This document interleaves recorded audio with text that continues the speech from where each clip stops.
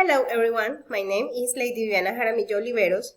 My tutor is Libby Tatiana Lozano Layton and my group is 384. This is my personal ID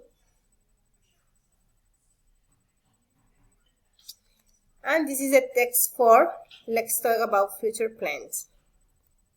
In this speech, I'm going to talk about future plans using future simple and future perfect, expressing my expectations and hopes.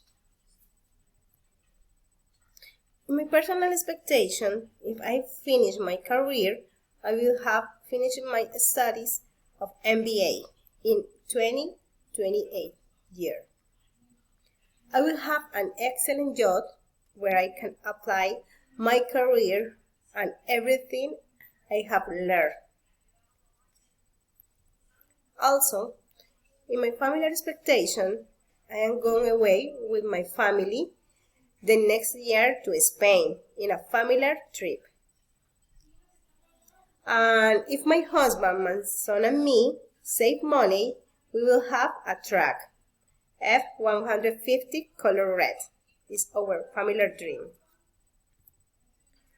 In hopes and expectation, if with my husband work hard, we will have our own factory to check car with the scanner and all the machine we need to fix it.